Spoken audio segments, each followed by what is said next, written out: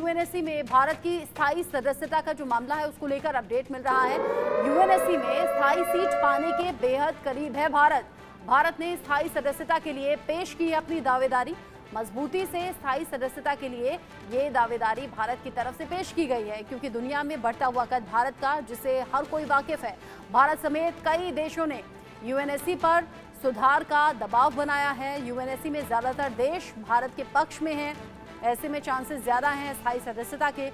भारत को लंबे वक्त से स्थायी सदस्यता की दरकार रही है। अगर अब इसी तरीके से पॉजिटिव रही चीजें तो हो सकता है ये उपलब्धि मिल भी जाए।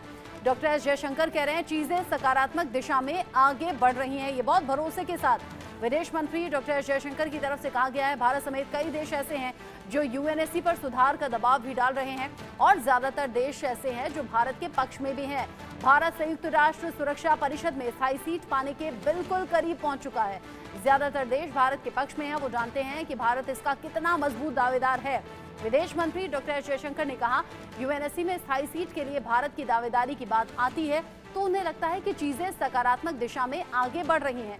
उन्होंने कहा कि विकसित भारत के लिए कई चेहरे और अभिव्यक्ति होंगी और यूएनएससी उनमें से एक होगी। दिल्ली में PhD chamber of commerce and industry द्वारा आयोजित एक कार्यक्रम में अपने उद्घाटन भाषण में डॉक्टर एस जयशंकर ने कहा कि लोगों की पसंद ये है कि क्या भारत की गाड़ी को चौथे गियर पर जाना चाहिए, पांचवें गियर पर, या फिर इसे रिवर्स गियर पर जाना चाहिए। अपनी बात को कुछ इस अंदाज में और गाड़ी के गियर से या कनेक्ट करते हुए डॉक्टर एस जयशंकर ने अपनी बात कही और साथ ही ये कहा है सकारात्मक तरीके से अगर चीजें आगे जाती हैं तो ये बहुत जल्द पॉसिबल हो भी जाएगा, क्योंकि दुनिया के कई ऐसे देश हैं जो भारत के समर्थन में हैं।